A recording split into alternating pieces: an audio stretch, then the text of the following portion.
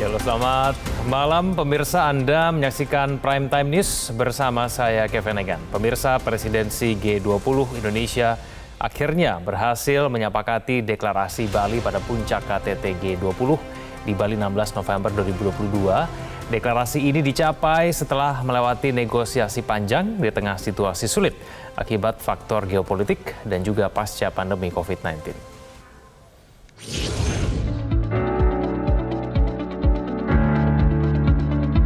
Alhamdulillah hari ini kita dapat mengadopsi dan mengesahkan G20 Bali Leaders Declaration. Ini adalah deklarasi pertama yang dapat diwujudkan sejak Februari 2022. Tepuk tangan meriah para pemimpin G20 mengiringi sambutan penutup Presiden Jokowi yang memimpin G20 selama 1 tahun terakhir karena berhasil menjembatani berbagai perbedaan dan ketegangan di antara negara anggota G20 dalam deklarasi Bali yang menjadi deklarasi pertama G20 sejak Perang Rusia-Ukraina pecah pada Februari 2022. Dalam penjelasan terkait deklarasi para pemimpin G20 itu, Menteri Luar Negeri Retno Marsudi menegaskan, tercapainya deklarasi ini membuktikan kepercayaan seluruh anggota G20 terhadap kepemimpinan Indonesia. Menurut Marsudi, deklarasi itu dicapai setelah melewati negosiasi panjang dan berjenjang hingga putaran terakhir pada tanggal 10 sampai 14 November 2022 atau sehari sebelum KTT berlangsung. Kalau kita tadi sampaikan bahwa deklarasi atau paragraf mengenai masalah geopolitik atau tepatnya Ukraina itu sulit, bukan berarti paragraf yang lain mudah. Paragraf yang lain tidak juga mudah. Kalau mudah mungkin negosiasinya sudah selesai dari kapan-kapan. Jadi sekali lagi kita diuntungkan alhamdulillah bahwa kita mencoba untuk mengengage satu persatu. Dan disitulah kita kemudian sekali lagi kita patut bersyukur. Ada trust dari semua negara anggota G20 kepada Indonesia. Sehingga dengan trust tersebut pada akhirnya deklarasi dapat disepakati. Pengakuan serupa juga disampaikan Menteri Keuangan Sri Mulyani yang menggawangi agenda jalur keuangan G20 bersama Gubernur Bank Indonesia Peri Warjio. Menurut Sri Mulyani, dari 7 kali pertemuan para Menteri Keuangan dan Gubernur Bank Sentral G20, hanya sekali pertemuan yang berhasil mencapai komunike, yakni pada pertemuan di Jakarta 2 pekan sebelum Perang Rusia-Ukraina pecah pada Februari 2022. Namun akhirnya bisa mencapai kesepakatan dalam Leaders Declaration karena seluruh anggota G20 menghormati upaya Indonesia. Dari total pertemuan ada 8 meeting dalam 1 tahun ini. Kita tetap pada level menteri untuk paragraf mengenai masalah perang itu tidak tercapai kesepakatan. Sehingga baru tercapai kesepakatan pada leaders level.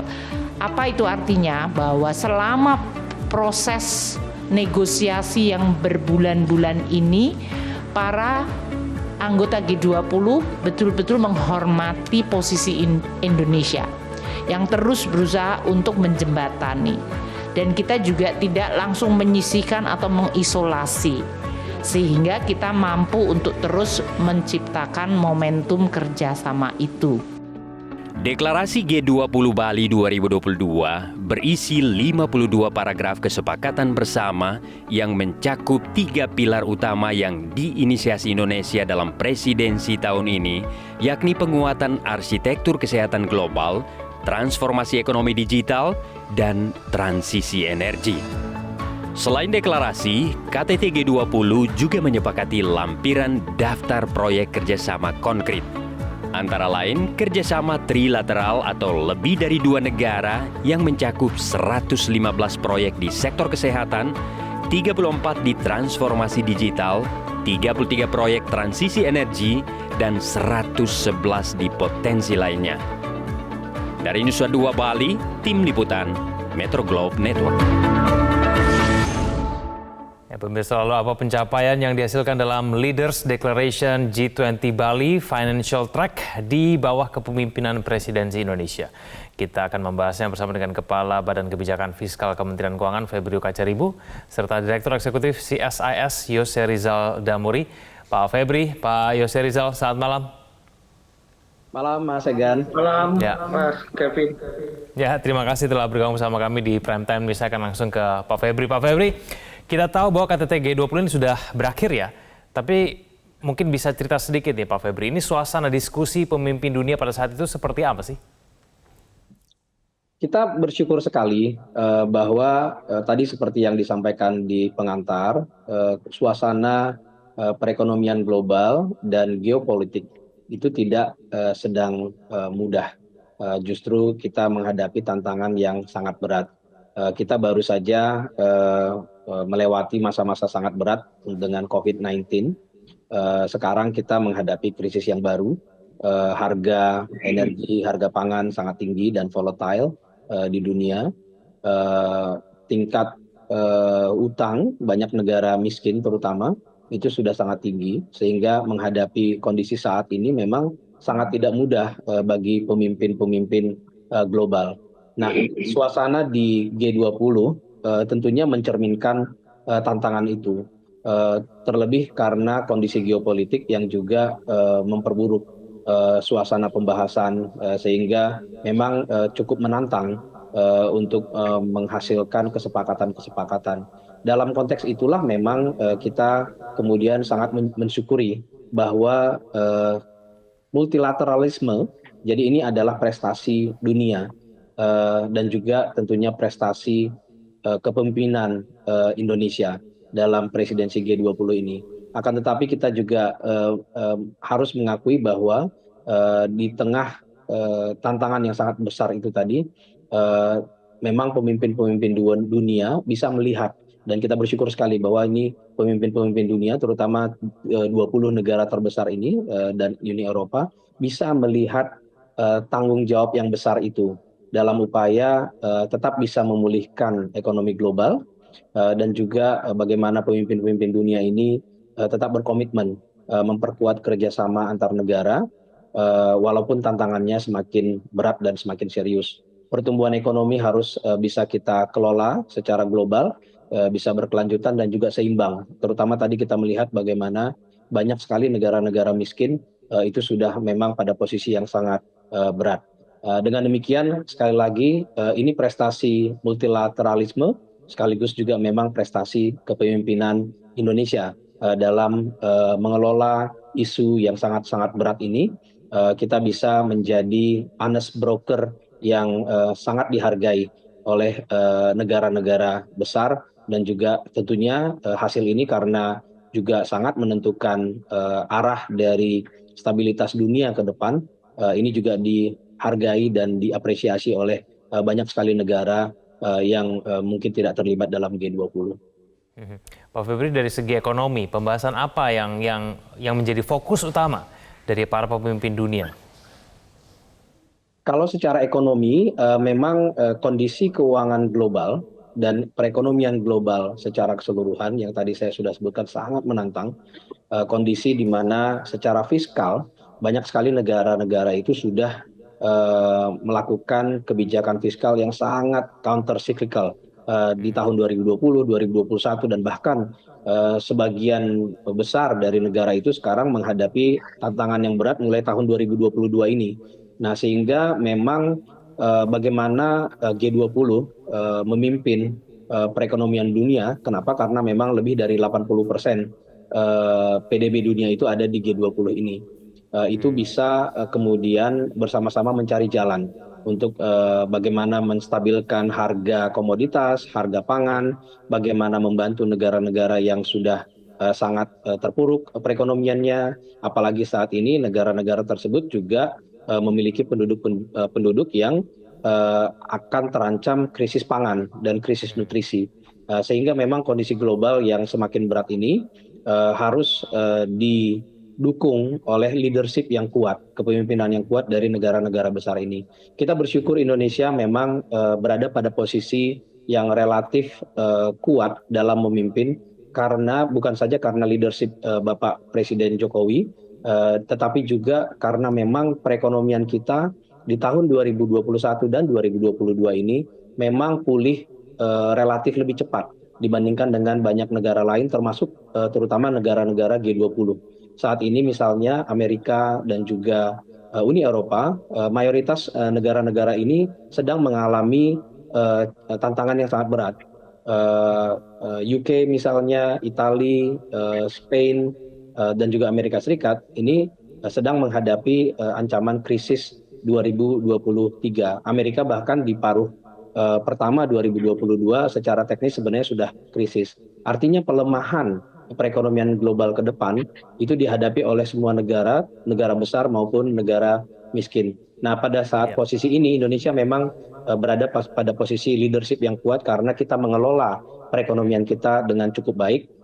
Perekonomian kita sudah tumbuh cukup kuat. Saat ini kita 6,6% di atas PDB kita sebelum pandemi, dan fiskal kita juga cenderung sangat sehat sekarang. Tapi kita memang harus bisa mengantisipasi tantangan yang akan kita hadapi masa ke depan, terutama 2023. Nah, disinilah memang leadership Indonesia itu menjadi sangat berkualitas karena disertai dengan memang kondisi perekonomian kita yang sudah cukup berhasil kita kelola dengan baik. Ya, ada ancaman resesi global di tahun depan. Saya ke Pak Yose Rizal. Pak Yose Rizal, catatan Anda sendiri terhadap presidensi G20 dan juga hasilnya itu seperti apa? Hasilnya untuk dampak ekonomi untuk Indonesia itu seperti apa, Pak Yose Rizal?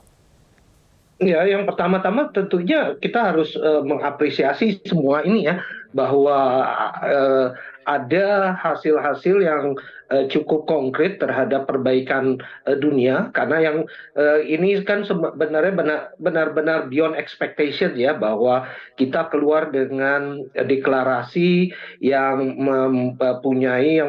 membawa berbagai agenda-agenda dunia, mulai dari agenda yang sifatnya jangka pendek maupun jangka menengah dan jangka panjang, yang semuanya itu kita perlukan pada saat ini.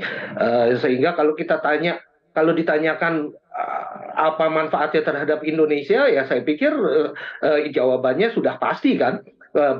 Perbaikan yang ada di tingkatan global itu pasti juga akan membawa perbaikan kondisi perekonomian yang lebih baik, karena walaupun sekarang ini kondisi perekonomian kita masih cukup baik, bahkan jauh lebih baik dibanding banyak negara lain, kita tidak mengharapkan kondisi perekonomian global akan menjadi lebih jelek di tahun depan, karena kalau menjadi lebih buruk dari saat ini, konsekuensinya akan besar sekali. Jadi pertanyaan seperti itu mungkin jawabannya sudah jelas sekali ya, bahwa perekonomian kita akan sangat ditunjang, akan sangat juga terpengaruh oleh kondisi perekonomian global, dan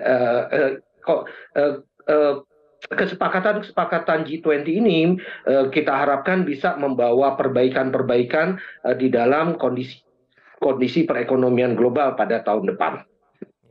Pak Febri, ada dua persoalan utama yang diharapkan bisa terjawab dalam KTT G20, yaitu krisis energi dan juga krisis pangan. Keduanya terkait dengan peta geopolitik yang terjadi pada saat ini di global. Apa saja kesepakatan di forum KTT G20 untuk menjawab dua persoalan itu, Pak Febri? Ini memang tidak mudah. Yang pertama, tadi saya sudah sebutkan bahwa terkait dengan harga pangan dan harga energi, sejak akhir 2021, karena banyak negara sudah mulai pulih perekonomiannya, sementara sisi supply, terutama sisi logistik, itu belum siap untuk menghadapi pemulihan ekonomi dunia tersebut. Harga-harga komoditas, terutama pangan dan energi, itu memang sudah mulai meningkat sejak akhir tahun 2021. Lalu dengan adanya perang di Ukraina, sekitar bulan awal Maret, itu memperparah kondisi tersebut. Lalu dengan menimbulkan krisis kepercayaan juga antar negara, itu juga membuat supply semakin terganggu. Belum lagi memang ketika terjadi keharusan untuk mengelola inflasi tersebut, banyak negara, terutama negara maju, itu sudah dan akan harus menaikkan tingkat suku bunga kebijakannya. Dan itu menjadi tambahan ketidakpastian. Kenapa? Karena negara emerging itu biasanya akan terdampak negatif dengan kenaikan tingkat suku bunga di negara maju. Mata uang negara-negara berkembang, termasuk Indonesia, itu akan terkena ancaman untuk melemah. Nah, kondisi seperti ini tentunya tidak mudah sama sekali, sehingga kesepakatan yang didapatkan di G20 ini juga memang pada posisi yang cukup menantang. Misalnya terkait dengan yang paling pertama yang kita coba adalah bagaimana menemukan kesamaan pandangan. Ini tentunya mungkin menarik. Kenapa? Karena Indonesia memang dari awal sudah memposisikan diri persis seperti konstitusi kita, bahwa kita adalah negara yang berdaulat dan mengakui kedaulatan negara lain, dan kita memang ingin berpartisipasi untuk perdamaian dunia, sehingga kita memang pada posisi yang netral.